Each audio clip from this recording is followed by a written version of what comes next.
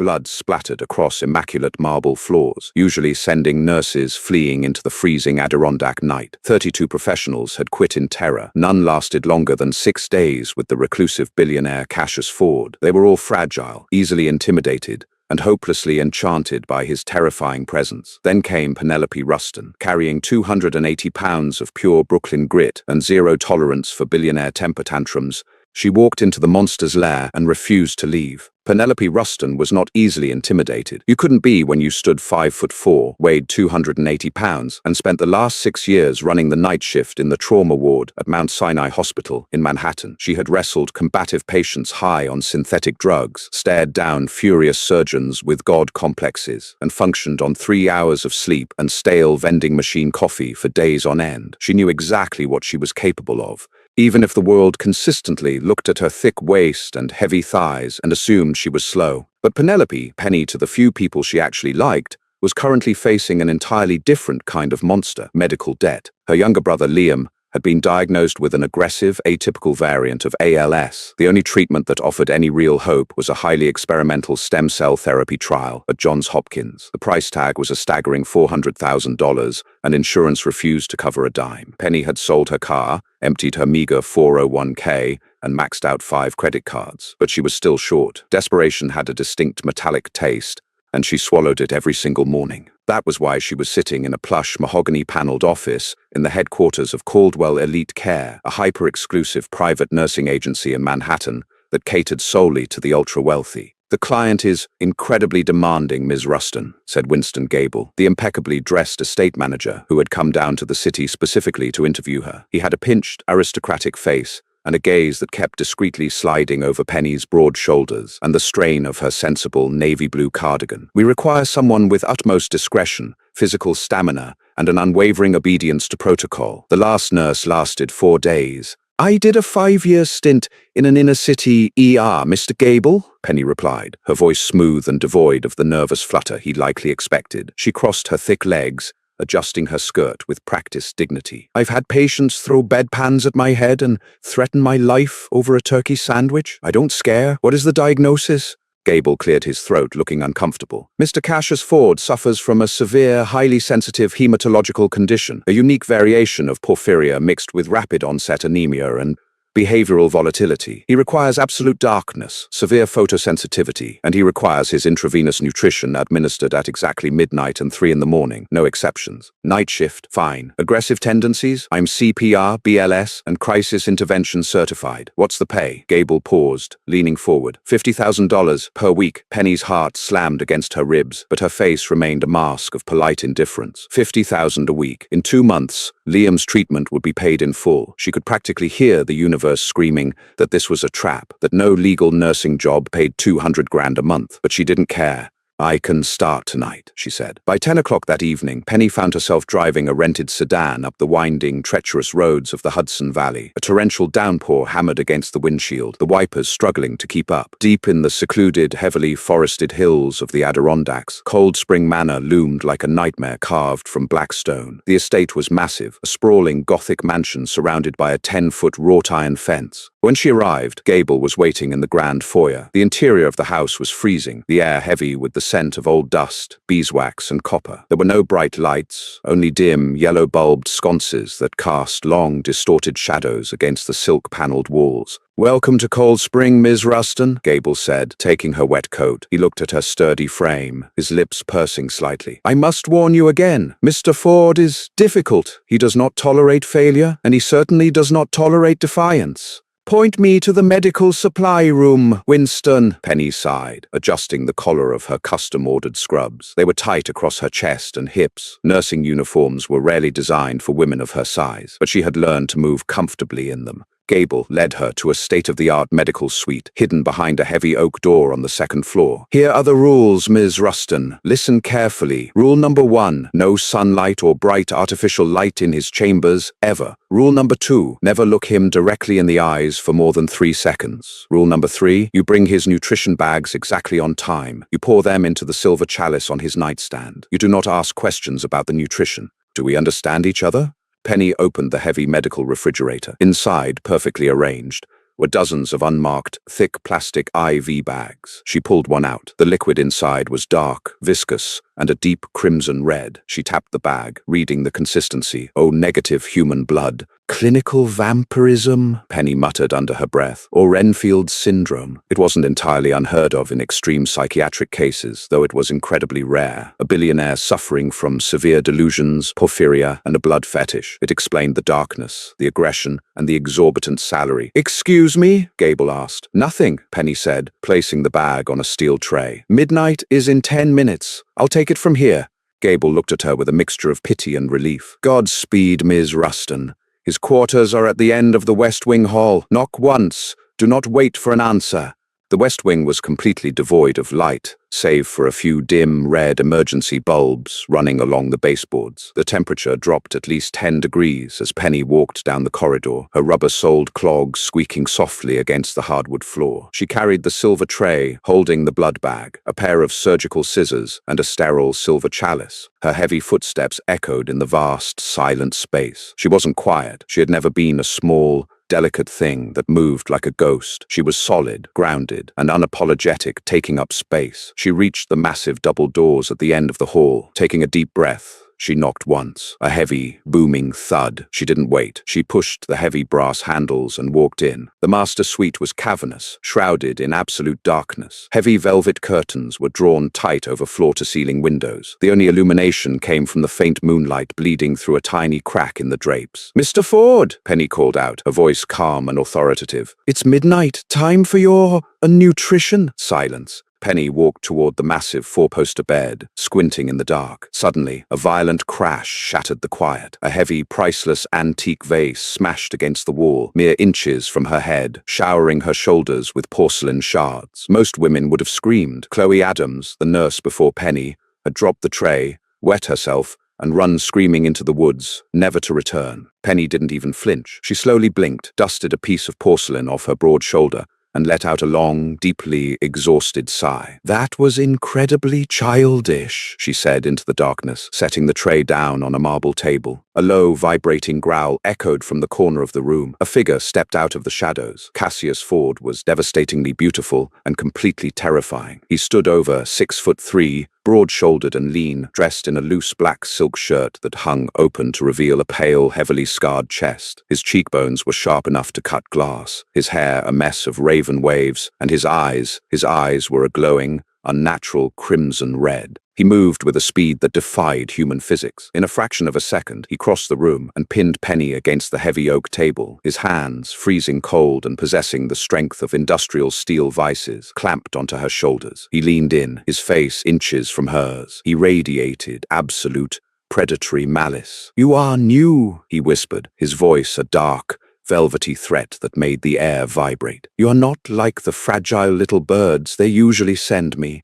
Penny looked at him. She didn't look away. Rule 2 explicitly stated not to look him in the eyes. She stared directly into his glowing red irises, noting the slight dilation of his pupils. "And you have terrible bedside manner," Penny replied flatly. Cassius paused, genuinely confused. He pressed harder, trying to shove her backward to assert dominance. But Penelope Ruston was 280 pounds of solid mass with a very low center of gravity. When she planted her feet, she did not move. Cassius pushed, and Penny merely shifted her weight, locking her knees. "What are you?" he hissed, his brow furrowing. He was used to women who weighed half of what he did, women who crumbled like dry leaves when he touched them. "I'm tired, Mr. Ford." "That's what I am," Penny said, firmly grabbing his freezing wrists. She couldn't overpower him. His strength was absurd, but she didn't try to fight. She just peeled his fingers back enough to break his grip, treating him like a stubborn, elderly patient who didn't want to take his pills. "Your hands are freezing. You have poor circulation. Sit down on the bed before you faint."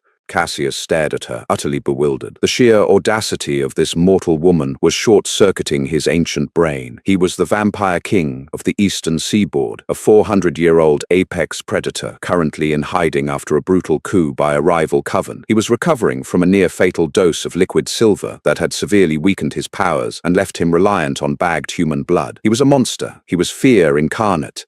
"Did you just tell me to sit down?" he asked, his voice dangerously low. "Yes, now," Penny snapped, turning her back on him, a cardinal sin in the presence of a predator. She picked up the surgical scissors, snipped the top of the blood bag, and expertly poured the thick red liquid into the silver chalice. She turned back and held it out to him. "Drink your weird protein shake, Cassius. I'm not getting fired because you want to play Dracula in the dark." Cassius did not take the chalice. His pride, older than the nation she was born in, flared into blinding rage. How dare this heavy-footed, insolent human speak to him with such utter disrespect? He stepped closer, drawing himself up to his full, imposing height. He decided to end this charade. If she wouldn't cower physically, he would break her mind. "Look at me, Penelope," Cassius commanded. His voice took on a hypnotic, dual-toned resonance. The ancient power of vampire compulsion flooded the room, an invisible, crushing weight designed to strip away free will and leave a human completely subservient. His crimson eyes flared brighter, spinning with hypnotic allure. "You will kneel, you will beg for my forgiveness, and you will be terrified." Penny looked at him. She stared straight into the glowing, swirling vortexes of his eyes. She felt a strange pressure behind her temples, like the onset of a mild sinus headache. She blinked twice. "I have a bad knee. I'm not kneeling on hardwood floors," she said matter-of-factly, thrusting the chalice closer to his chest. "Take the cup." Cassius recoiled as if she had slapped him. The compulsion had failed, completely. He didn't know if it was because his powers were still weakened from the silver poisoning, or if this woman's mind was simply a fortress of pure, impenetrable pragmatism. In truth, Penny had spent so many years suppressing panic in life-or-death trauma situations that her brain simply classified his supernatural threat as unhelpful stimuli and ignored it. "You," Cassius stammered, a rare crack in his terrifying facade. "You defy me?" "I am doing my job," Penny said, her patience thinning. She shoved the chalice against his chest. Enraged, Cassius swatted his hand out. He struck the silver chalice, sending it flying across the room. It clattered against the stone fireplace, splashing perfectly good O-negative blood across a priceless, antique Persian rug. Penny's mouth dropped open. She looked at the spilled blood, then slowly looked back at Cassius. The exhaustion of her double shifts, the stress of her brother's illness, and the sheer audacity of this billionaire throwing a tantrum boiled over. "Do you have any idea how hard it is to get biohazardous material out of woven silk?" she yelled. Cassius sneered, baring his teeth. For the first time, his fangs descended, long, sharp, and gleaming white in the dim moonlight. He grabbed her thick forearm, his grip bruising. "I will tear your throat out, you insolent cow!" Penny didn't scream. She didn't faint at the sight of the fangs. Instead, instinct took over. She raised her free hand and slapped him. The smack echoed through the massive bedroom like a gunshot. Cassius's head snapped to the side. He froze. In 4 centuries, no human had ever struck him. His fangs were fully extended, his predatory instincts screaming for violence. Without thinking, he whipped his head back and snapped his jaws, grazing his fangs against the underside of her wrist. It wasn't a full bite, it was just a scratch, but a single bead of Penny's blood welled up from the cut and touched Cassius's tongue. The reaction was instantaneous and explosive. Cassius gasped, stumbling backward and releasing her arm. The taste of her blood hit his system like a localized earthquake. It wasn't just sweet, it was electric. It tasted of life, of pure, unfiltered vitality, rich and complex. He had fed on queens and socialites, on warriors and virgins. But this heavily built, exhausted nurse from Brooklyn possessed blood that sang with an unimaginable power. Instantly, the lingering, agonizing burn of the silver poisoning in his chest began to cool. The agonizing ache in his bones, present for months, vanished just from one drop. He fell to his knees on the ruined Persian rug, staring at her wrist with wide, desperate eyes. The hunger that hit him was no longer just biological. It was addictive. He was a starving man who had just been given a taste of a feast he didn't know existed. Penny looked down at her bleeding wrist, completely unimpressed. She pulled a sterile gauze pad from her deep scrub pocket and pressed it firmly against the scratch. "That's it," she said, her voice shaking slightly, not with fear, but with righteous fury. "If you bite me again, I am calling HR, and I am absolutely demanding a hazard pay premium." She turned around, her thick rubber soles squeaking on the floor, and marched toward the door. "I'm going to get a mop. Don't you dare move." She left the room, the heavy doors slamming behind her. Cassius Ford, the ruthless, terrifying vampire king, remained on his knees in the dark, touching his lips with trembling fingers, completely speechless and craving more. 10 minutes later, Penny marched back into the master suite carrying a yellow plastic mop bucket, a bottle of industrial-grade enzymatic cleaner, and a heavy-duty scrub brush. She kicked the heavy oak doors shut behind her. Cassius Ford had not moved. He was still kneeling on the edge of the ruined Persian rug, his glowing crimson eyes fixed on the door, waiting for her. The terrifying, ancient apex predator looked inexplicably like a man who had just seen a ghost. "Move," Penny ordered, dropping the bucket with a slosh. Cassius blinked, snapping out of his daze. He slowly stood up, towering over her, yet the threatening aura he had projected earlier had entirely evaporated. He watched in bewildered silence as this heavy-set, thoroughly unimpressed mortal woman knelt on the floor, poured a generous splash of cleaner over the bloodstain, and began scrubbing vigorously. "Do you have any idea what you are?" Cassius finally murmured, his voice stripped of its hypnotic compulsion. It was raw, curious, and thrumming with a deep, vibrating tension. "I'm a registered nurse with a mountain of debt and a severe caffeine addiction," Penny said without looking up, putting her broad shoulders into the scrubbing motion. "And you're a grown man who throws things when he doesn't get his way. Hand me that towel." To his own absolute shock, Cassius reached over to the side table, picked up a folded linen towel, and handed it to her. "My coven," Cassius began, his words slow and measured. "We were ambushed 3 months ago by a rival faction led by a traitor named Alistair Croft. They used liquid silver. It is a poison that corrodes our kind from the inside out. I survived, but my healing factor was destroyed. I have been trapped in this state, weakened, unable to tolerate the sun, unable to digest anything but basic, bagged human blood. It merely keeps me from turning to ash." "Fascinating. Your hematologist must be thrilled," Penny deadpanned, wiping up the pinkish foam. In a blur of motion, Cassius was suddenly kneeling right in front of her. Penny startled, leaning back on her thick thighs. He didn't touch her, but he was close enough that she could feel the unnatural cold radiating from his skin. "One drop,"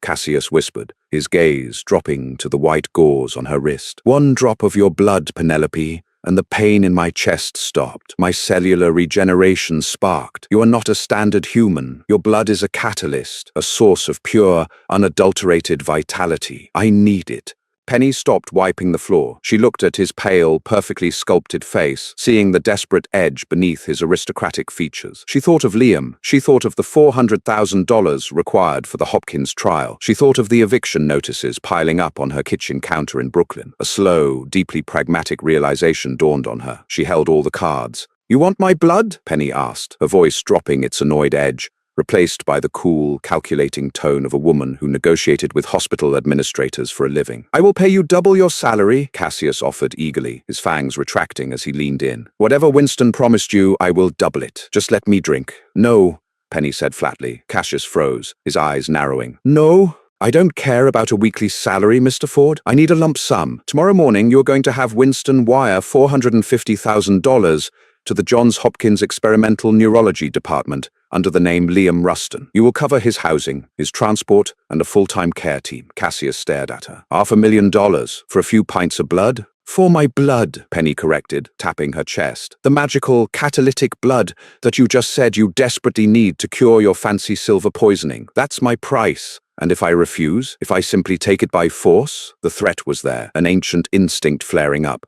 Penny snorted, completely unbothered. She tossed the dirty towel into the bucket. "Then you kill the golden goose, Cassius. You drain me, I die, and you get exactly 1 meal. Or you pay for my brother's life, and I become your personal willing donor. But we do it my way. Your way? Sterile environment, a tourniquet, butterfly needles, and blood bags," Penny stated, ticking the conditions off on her fingers. "I draw it. You drink it from a cup. No fangs, no biting, no weird, creepy bedroom intimacy. I am a medical professional, and we will treat this as a prescribed transfusion. Do we have a deal?" Cassius looked at this woman. She was not delicate. She was round, solid, and utterly immovable. Her curves were lush and heavy, her face flushed with the exertion of scrubbing the floor, and her eyes burned with a fierce protective fire that he had not seen in centuries. She wasn't just offering him a cure, she was offering him a masterclass in defiance. For the first time in 3 months, a genuine, wicked smile curved across the Vampire King's lips. "You drive a brutal bargain, Nurse Ruston," Cassius whispered. "We have a deal." Within 3 weeks, the dynamic inside Cold Spring Manor had shifted so drastically that Winston Gable frequently had to sit down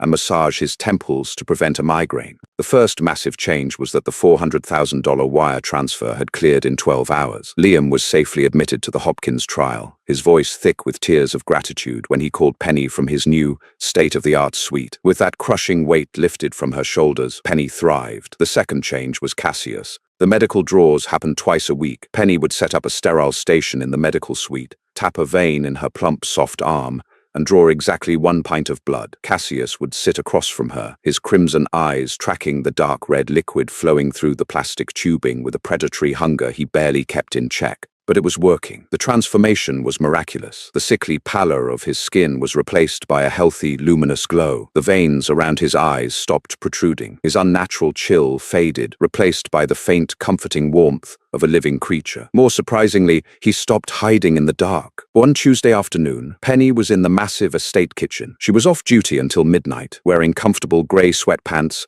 and an oversized t-shirt, her thick, curly hair thrown up in a messy bun. She was happily assembling a massive triple-decker turkey sandwich with thick slices of cheddar cheese and a heavy dollop of mayonnaise. She turned around, plate in hand, and nearly dropped it. Cassius was standing in the doorway. The heavy UV-blocking blinds were drawn, but the kitchen was fully lit. He was wearing a fitted charcoal sweater that clung to his broad chest and heavily muscled arms. He looked healthy. He looked breathtaking. "You're out of your cave," Penny noted, recovering her composure. She walked past him to the massive mahogany dining table and sat down, her thighs spreading comfortably against the wood of the chair. "I am feeling significantly better," Cassius said, stepping into the kitchen. He moved with a liquid grace, pulling out a chair opposite her. "My tolerance for artificial light has returned, and I found the West Wing suddenly very quiet." Penny took a huge bite of her sandwich, chewing thoughtfully. "Well, you don't have anyone to throw vases at anymore." Cassius actually chuckled, a deep, rich sound that sent an unexpected shiver down Penny's spine. "I have apologized for the vase, Penelope. You bought me a new stethoscope. That's not an apology, that's a bribe," she retorted, wiping a smear of mayo from her lip. Cassius watched her eat. In his 4 centuries of existence, he had surrounded himself with the elite of high society, women who starved themselves to maintain hollowed-out frames, who spoke in whispers, who floated through ballrooms like fragile apparitions. They were beautiful, but they were empty. Penelope was different. There was a profound, grounding gravity to her. Cassius found his gaze wandering to the soft, heavy curve of her stomach beneath her shirt, the thick, powerful columns of her thighs, the generous swell of her breasts. She was abundant. She was a woman who took up space and demanded the world make room for her. To a creature who fed on life force, she was the most intoxicating thing he had ever seen. "You are staring," Penny pointed out, narrowing her eyes. "I am observing," Cassius corrected, his voice dropping an octave. He leaned his elbows on the table. "You do not apologize for yourself. Most humans I have encountered are terrified of taking up too much room. They shrink. You do not shrink, Penelope." Penny paused. She had spent her whole life enduring backhanded compliments about her weight, doctors telling her to slim down, and men treating her as a punchline. She bristled defensively. "If this is a passive-aggressive comment about my size, Cassius, you can take your aristocratic manners and shove them." "It is reverence," Cassius interrupted, his crimson eyes locking onto hers with a sudden, searing intensity. The air in the kitchen grew heavy. "I have lived in a world of ghosts and shadows for a very long time. You are the first truly real, tangible thing I have touched in centuries. Your strength, your body, it is magnificent." Penny's breath hitched. She stared at him, searching his face for a hint of mockery, but there was none, only a raw, burning sincerity that made her chest tighten. Before she could respond, the heavy kitchen doors burst open. Winston Gable rushed in, his usually immaculate suit rumpled, his face paper-white. "Mr. Ford," Winston gasped, out of breath. "The perimeter alarms. The outer wards on the gate have been breached." Cassius's romantic intensity vanished instantly, replaced by the terrifying, cold fury of a warlord. He stood up, the wooden chair splintering slightly under his grip. "Who?" "Mercenaries, armed with silver nitrate rounds. And there are others with them, fast ones. Alistair Croft's hunters have found us. Get into the panic room," Cassius ordered Winston. He turned to Penny, his eyes glowing like hot coals. "Penelope, go with him, now! I'm not a damsel, Cassius. I can help," Penny argued, standing up. "They will rip you to pieces to get to me," Cassius roared, the sound vibrating the crystal glasses in the cupboards. "Go!" The silence of Cold Spring Manor was shattered by a deafening explosion. The heavy oak front doors of the estate blew inward, sending massive splinters of wood flying across the grand foyer. Penny and Winston were halfway up the grand staircase, making a break for the hidden panic room in the east wing when the first wave of attackers breached. 5 men, clad in tactical black gear, poured into the hall, carrying heavily modified assault rifles. Behind them moved 3 figures that defied human description. Rogue vampires loyal to Alistair Croft, their skin deathly pale, moving with terrifying jerky speed. "There, the human servants!" one of the mercenaries shouted,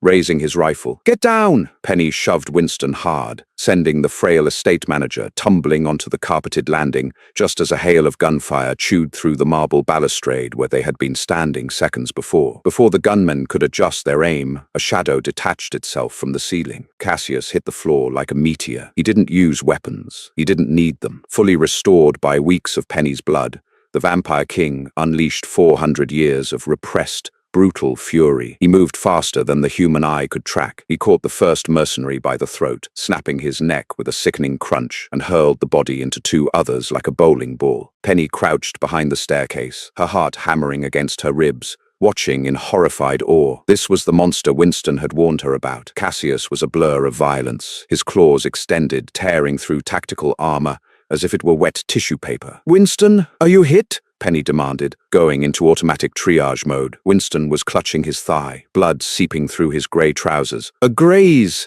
he wheezed. "Ms. Ruston, we must keep moving." Down below, the 3 rogue vampires hissed, drawing short, wickedly curved blades gleaming with an iridescent sheen, liquid silver. They flanked Cassius, coordinating their strikes. Cassius easily parried the first 2, disemboweling one with a brutal swipe of his hand, but the 3rd rogue slipped past his guard. The silver blade plunged deep into Cassius's side, sliding between his ribs. A horrific, inhuman roar of agony tore from Cassius's throat. The sound chilled Penny to the bone. Smoke began to pour from the wound, as the silver immediately began burning his internal organs. Cassius grabbed the rogue's head and crushed his skull, but the damage was done. He pulled the blade from his side, tossing it away, but he stumbled, dropping to one knee. "Cassius!" Penny screamed. The remaining mercenary, seeing the Vampire King fall, swung his rifle up, aiming directly at Cassius's head. Penny didn't think. She didn't weigh the odds. She reached into the deep pocket of her medical scrubs, pulling out an emergency syringe she always kept on her person for combative, drug-induced patients in the ER, a massive dose of Haldol and Ativan. It wouldn't kill a vampire, but it would drop a human like a stone. She vaulted over the shattered balustrade, her heavy frame sliding down the marble stairs with surprising agility. She hit the ground running. The mercenary heard her heavy footsteps and turned, his eyes widening as 280 pounds of furious Brooklyn nurse barreled toward him. Penny didn't stop. She hit him with the full force of her body like a defensive lineman, knocking the breath out of him and sending his rifle skittering across the floor. As they crashed to the marble, Penny pinned him down with her knees, grabbed him by the collar, and jammed the syringe directly into his neck, pushing the plunger down with her thumb. The mercenary thrashed wildly for 3 seconds before his eyes rolled back, and he went completely limp. Penny scrambled off him, breathing heavily, and rushed to Cassius. The Vampire King was slumped against the wall, clutching his side. The veins in his neck were turning black, the silver poisoning spreading rapidly through his system. He looked up at her, his crimson eyes dimming. "I told you to run," he gasped, his voice wet with blood. "Shut up! I'm working," Penny snapped, ripping open his ruined sweater. The wound was horrific, bubbling and smoking. "The silver is in your bloodstream. Your cellular regeneration is crashing." "I am done for, Penelope," Cassius whispered, his head lolling back against the wall. "Alistair has won." "Not on my shift," Penny growled. She looked around. The medical suite was upstairs, and he was too heavy to carry. Bagged blood wouldn't act fast enough to counter a direct silver injection. He needed a massive, direct surge of vitality. He needed it raw, and he needed it now. Penny rolled up the sleeve of her scrub top, exposing her thick, soft forearm. She pressed it directly against Cassius's mouth. "Drink," she ordered. Cassius weakly pushed her arm away. "No, the frenzy. I will not be able to stop. I will drain you." "Cassius Ford, look at me," Penny commanded, grabbing his jaw with her bloody hands and forcing him to meet her eyes. Her gaze was fierce, unyielding, and completely devoid of fear. "I am a thick, stubborn woman with enough blood volume to keep an elephant alive. I told you I make the rules. Rule number 4, you do not die on me. Now bite me." Cassius let out a shuddering breath. His survival instincts, fueled by the intoxicating scent of her pulse, finally overrode his restraint. His fangs extended. With a desperate groan, he grabbed her thick forearm, pulling her flush against his chest, and sank his teeth deep into her flesh. Penny gasped, her back arching as a sharp, intense pain fled through her arm. But it was quickly followed by a strange, euphoric rush, a side effect of the vampire venom meant to soothe prey. She slumped against him, her heavy body pressing into his, grounding him. The effect was instantaneous. As Penny's rich, heavy blood flooded his system, the black veins on Cassius's neck began to recede. The smoking wound on his side hissed, the healthy tissue aggressively regenerating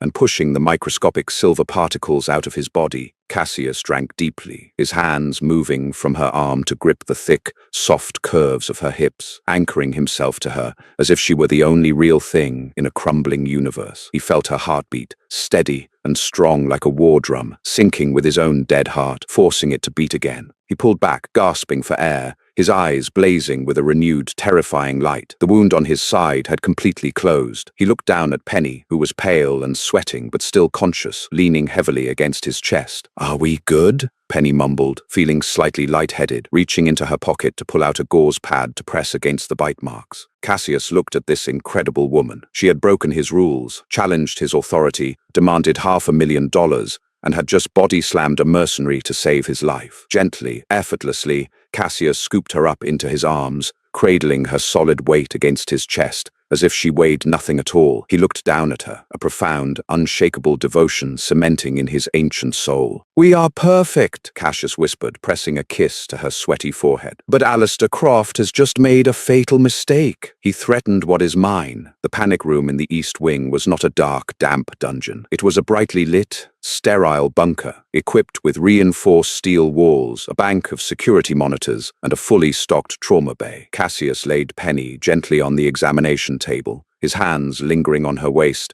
just a fraction of a second longer than necessary. Penny groaned, rubbing her face. The room was spinning slightly. Drawing a full pint of blood from a vein was one thing. Having a vampire aggressively feed directly from an artery was entirely different. Her body felt heavy, lethargic, yet strangely electrified by the lingering venom. "Don't move," Cassius commanded, his voice tight with an emotion he hadn't felt in centuries, panic. He turned to the medical cabinets, his hands tearing through boxes of supplies with frantic, uncoordinated speed. "Where is the saline? The iron supplements? Winston, get in here." Winston limped through the reinforced door, leaning heavily on a cane he had pulled from the hallway. He looked pale but alive. "Cassius, stop," Penny said, her voice raspy. She pushed herself up on her elbows. "You're going to wreck my supply closet. Bottom drawer on the left, Winston. Grab a juice box and a cookie. I need sugar, not a blood transfusion." Cassius froze, staring at her in disbelief. "You just lost a dangerous amount of blood. You were nearly unconscious."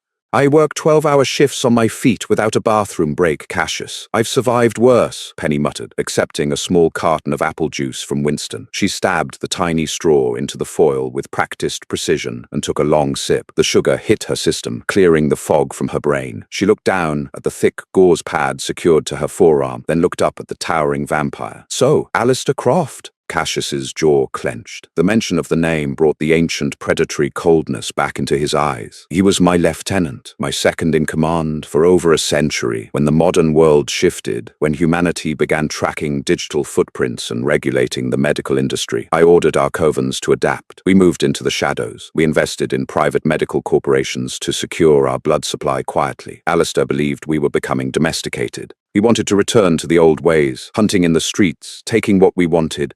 A traditionalist," Penny noted, finishing the juice and tossing the empty box into a biohazard bin. "And a dramatic one, judging by the mercenaries he sent to shoot up your foyer." "He believes I'm dead," Cassius explained, pacing the length of the bunker. His movements were fluid, crackling with restored energy. "He used the attack tonight to confirm it. Those mercenaries were meant to clear the estate, to ensure my ashes were scattered. Now, he will move to consolidate power. He will claim the title of king." "How?" Penny asked, her practical mind immediately looking for the logistics of the problem. "Does he just put on a crown and declare himself the winner? Is there a vampire voting system? No, Cassius said, stopping at the foot of her bed. There is the blood gala. It is an ancient rite. Tomorrow night, Alistair will host the leaders of the 5 major North American covens in Manhattan. He will provide a feast, the purest, most exclusive blood vintages. By drinking from his chalice, the coven leaders swear fealty to him. Once they drink, his rule is absolute. To challenge him after that would mean war against all 5 covens. Penny swung her thick legs over the side of the examination table. She tested her weight, finding her balance solid. So you crash the party. You walk in, prove you aren't Ash, and punch him in the face. It is not that simple, Winston interjected softly, leaning against the counter. Alistair controls the supply chain now. He has taken over the shell companies we use to source our sustenance quietly. The coven leaders will follow whoever can guarantee their survival in the modern era. Alistair holds the keys to the food supply. Cassius walking in there without leverage will only result in his immediate execution. Penny frowned. She crossed her arms over her chest, the fabric of her scrub top pulling tight across her broad shoulders. She looked at the bank of security monitors, then at Winston, and finally at Cassius. A slow, calculating spark ignited in her eyes. "Winston," Penny said, her voice sharp with sudden authority. "These shell companies, what are they?" Mostly private plasma donation centers, boutique blood banks catering to concierge doctors, and a few medical logistics firms, Winston replied, confused by her sudden intensity. "And how are they managed?" Penny pressed. "Are they centralized? Do they use a digital inventory tracking system like Epic or Cerner?" Cassius looked at her, his head tilting slightly. "They use a proprietary database. Alistair's human thralls manage the logistics." "Why?" Penny let out a deep, booming laugh. It wasn't a delicate giggle. It was the robust, cynical laugh of a woman who had spent years fighting hospital administration. "You guys are ancient, immortal apex predators, but you know absolutely nothing about modern healthcare logistics," Penny said, shaking her head. "You don't need a sword to take down Alistair. You need an administrator." She walked over to the computer terminal in the corner of the room, her heavy clogs thudding against the metal floor. "When I was head nurse at Mount Sinai, I ran the inventory protocols for the entire hematology department. I know exactly how these systems work. If Alistair's supply chain is run through standard medical databases, it has vulnerabilities, human error, regulatory compliance loopholes. Winston, I need you to log into whatever backdoor access you still have to those companies." Winston limped over to the terminal, typing rapidly. "I have read-only access left, Ms. Ruston. They locked me out of the executive controls."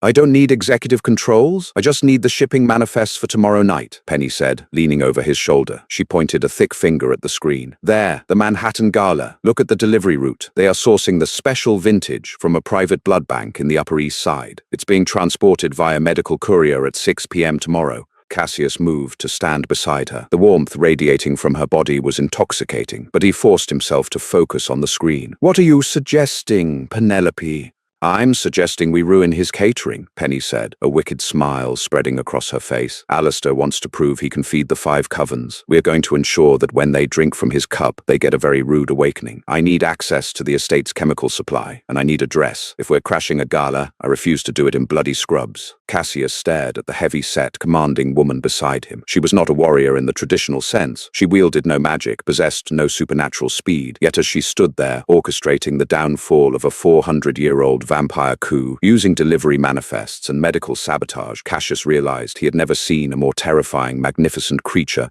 in his entire existence. "Winston," Cassius said, his voice rumbling with dark, absolute conviction. "Get the head of our private design house on the phone immediately. Tell them to clear their schedule. The Queen requires a gown." The penthouse suite of the Plaza Hotel had been entirely rented out by a mysterious corporate entity. Inside, a team of tailors fluttered around Penny like frantic birds. She stood on a circular pedestal in front of a massive gilded mirror. For the past 3 hours, they had been measuring, cutting, and pinning a gown that Cassius had commissioned with an unlimited budget. Penny looked at her reflection. She had always made peace with her body. She knew she was fat, she knew she was solid, and she had never wasted her energy trying to shrink herself to fit into a world that demanded smallness. But looking in the mirror now, she felt a sudden, sharp intake of breath. The dress was a masterpiece of deep, blood-red velvet. It did not try to hide her size, it celebrated it. The bodice was structured, corseted tightly to support the heavy, lush swell of her breasts, leaving her shoulders bare. The fabric draped elegantly over her thick waist and flared out over her wide hips,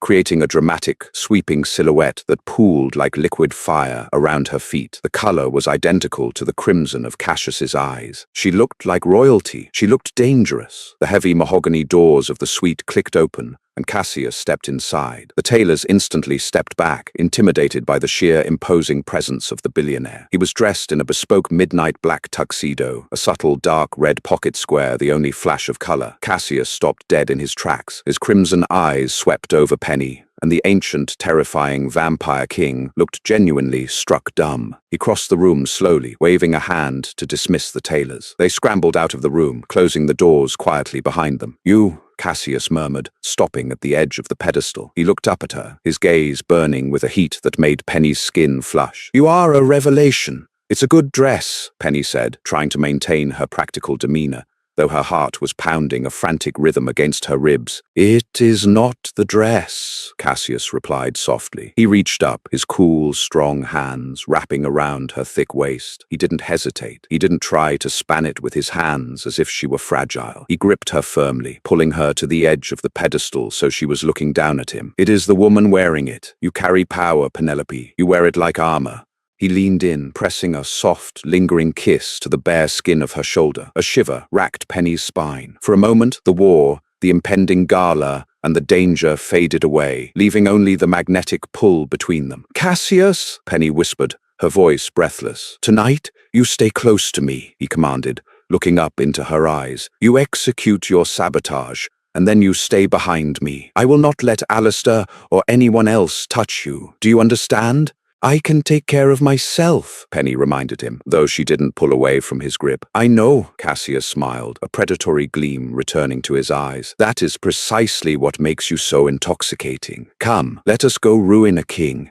The Blood Gala was being held at an exclusive underground ballroom beneath a defunct Gothic cathedral in the financial district. The architecture was breathtaking. Vaulted stone ceilings, massive chandeliers dripping with black crystals, and shadows that seemed to dance against the walls. The room was filled with the elite of the vampire world. Men and women dressed in haute couture, moving with predatory grace, speaking in hushed ancient dialects. In the center of the room, standing on a raised dais, was Alistair Croft. He was a slender, sharp-featured man with pale blonde hair and cold, calculating blue eyes. He radiated smug satisfaction, holding a massive, jewel-encrusted silver chalice. Cassius and Penny entered through a side passage, cloaked in the shadows. The plan was simple, yet incredibly dangerous. "The catering prep room is behind the altar," Cassius whispered, his breath brushing Penny's ear. He handed her a small security keycard Winston had procured. "You have 5 minutes before they bring the grand vintage out. I will draw their attention. Do it quickly." Penny nodded. She reached into the slit of her velvet dress, feeling the comforting weight of the large industrial syringe strapped to her thick thigh. Inside the syringe was a custom cocktail she had mixed in the Cold Spring lab, a massive dose of deferoxamine, a chemical chelata used to treat iron toxicity in humans, mixed with highly concentrated animal tranquilizers. For a human, it would cause severe anemia and drowsiness. For a vampire,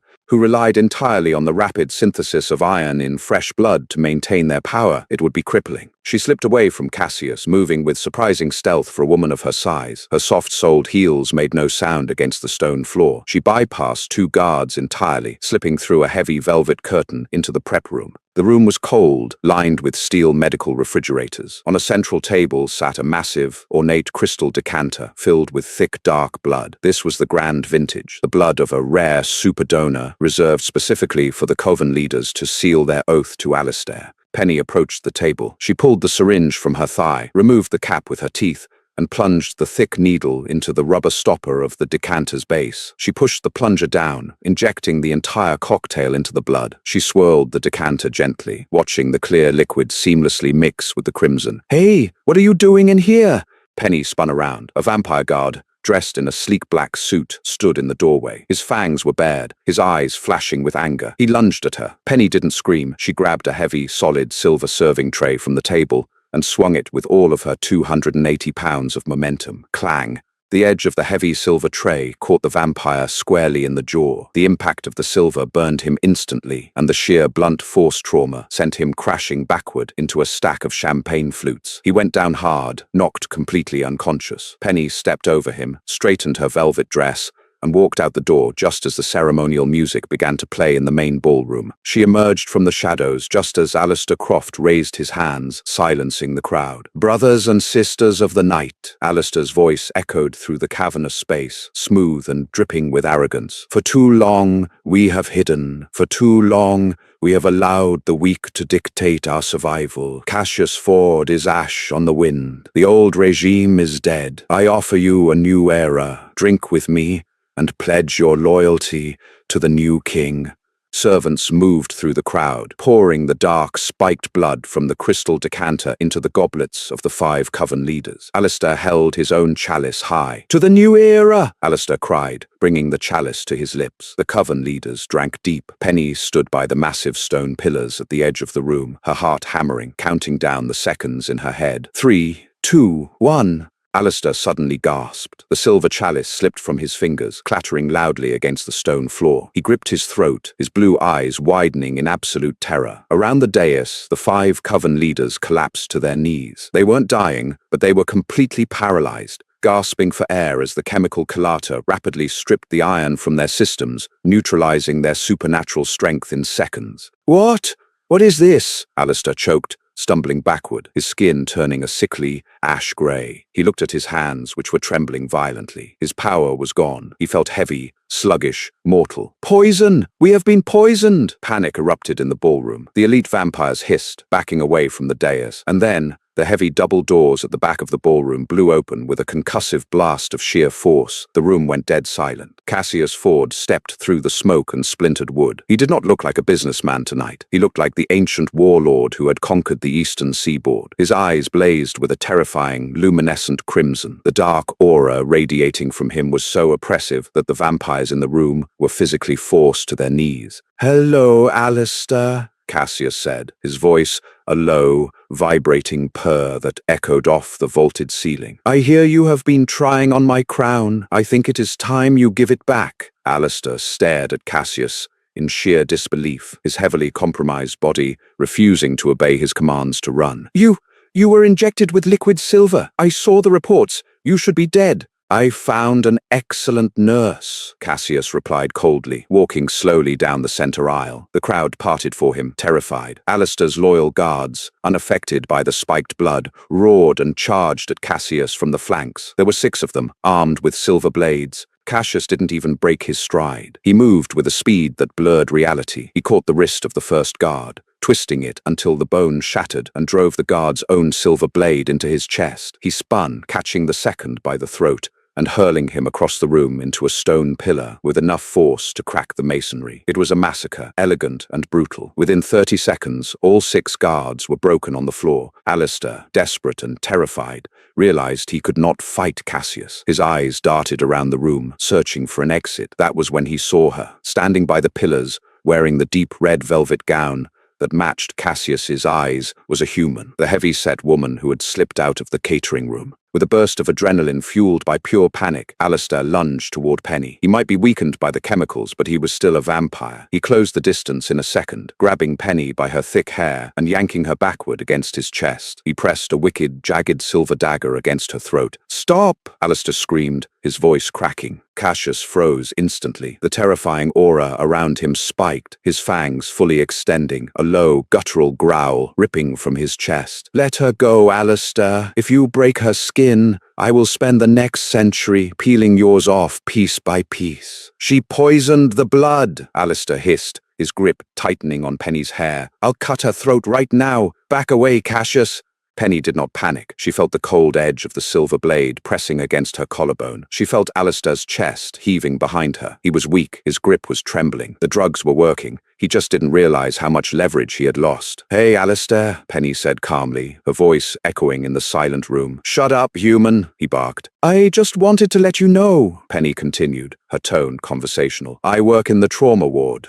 We deal with hostage situations with meth addicts all the time. You always check the hands." Before Alistair could process her words, Penny moved. She didn't try to pull away from the knife. Instead, she stomped her heavy, solid heel directly onto Alistair's instep with bone-crushing force. Alistair cried out in pain, his grip on her hair loosening for a fraction of a second. That was all Penny needed. She spun her heavy frame with brutal momentum, throwing her elbow directly into his ribs. As he doubled over, coughing, Penny brought her right hand up. Clasped tightly in her fist was a surgical scalpel, forged entirely of medical-grade silver, a souvenir she had slipped from the Cold Spring medical suite. She drove the silver scalpel directly into Alistair's shoulder, burying it to the hilt. Alistair let out an agonizing, ear-piercing scream as the silver immediately began burning his flesh. He dropped the dagger and fell backward, writhing on the floor. Penny took a step back, breathing heavily, the red velvet of her dress swirling around her thick legs. She looked down at the traitorous vampire, completely unfazed. "Discharged against medical advice," she muttered.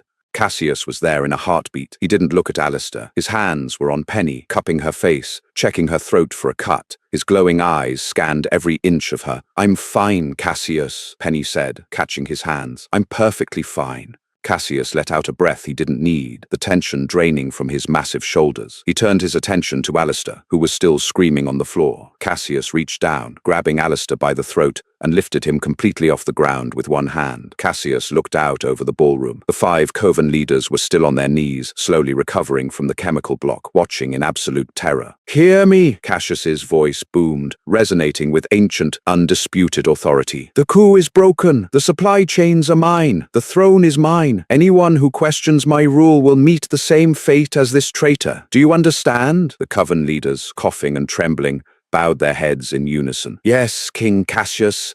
Cassius turned his gaze back to Alistair. There was no hesitation. With a brutal, sickening twist of his wrist, Cassius snapped Alistair Croft's neck. He tossed the lifeless body to the floor like discarded trash. The war was over. Hours later, the rain had returned to the Adirondacks, washing over the black stone of Cold Spring Manor. Penny was back in the master suite. The ruined Persian rug had been replaced, the shattered vase cleared away. She was standing by the massive window, looking out into the dark forest. She had finally taken off the heavy velvet gown and was dressed in her comfortable, oversized grey sweatpants and a worn-out t-shirt. She felt exhausted, but the crushing weight of her brother's medical debt was gone, and the adrenaline of the night was slowly fading into a deep, profound peace. The heavy doors opened quietly. Cassius stepped in. He had shed his tuxedo jacket and unbuttoned his shirt. Looking beautifully disheveled, he walked across the room and wrapped his arms around her waist from behind, pulling her solid, warm body flush against his back. He buried his face in her thick, curly hair,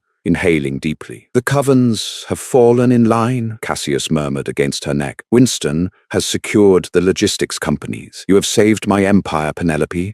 "I saved your life," Penny corrected him softly, leaning back into his embrace, her hands resting over his cool forearms. "The empire is just a bonus." Cassius turned her gently around so she was facing him. He looked down at her wide hips, her thick waist, her beautiful, defiant face. He didn't see a human servant. He didn't see a blood donor. He saw his equal. "You know I cannot let you go back to the hospital, Penelope," Cassius said, his voice dropping to a dark, possessive purr. "You belong here, with me." Penny raised an eyebrow, crossing her arms over her chest, letting her natural authority flare up. "Excuse me? I am a registered nurse. I don't belong anywhere I don't want to be, and I certainly don't take orders from overgrown bats." Cassius smiled, a genuine radiant expression that made him look breathtaking. "I am not giving an order, Penelope. I am begging." He slowly dropped to one knee on the hardwood floor. He took her plump, soft hand in his, pressing his lips to her knuckles. "I have lived in darkness for centuries. You are the only light I can tolerate. You are the strongest,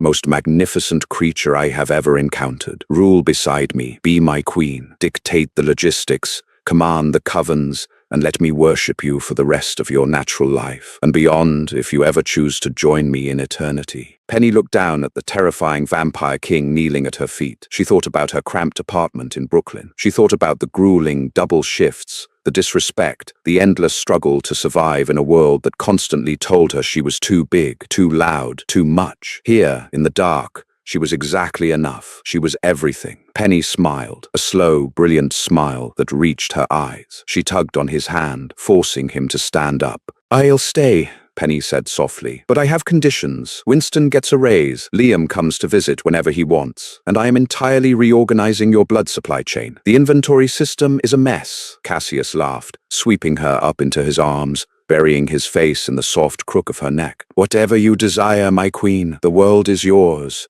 As he carried her toward the massive four-poster bed, Penelope Ruston finally let herself relax. She had walked into a monster's lair, broken every rule, and somehow the monster had fallen completely, hopelessly in love with her. And that's how a tough, unapologetic Brooklyn nurse outsmarted a vampire rebellion, fixed an ancient blood supply chain, and claimed the heart of a 400-year-old billionaire king. Penny proved the true strength and true beauty doesn't fit into a tiny box. She took up space, demanded respect, and won it all. If you loved watching Penny break all the rules and claim her throne, hit that like button. Share this story with anyone who loves a fiercely pragmatic, curvy heroine who doesn't back down, and subscribe to the channel for more dramatic, twist-filled romance sagas.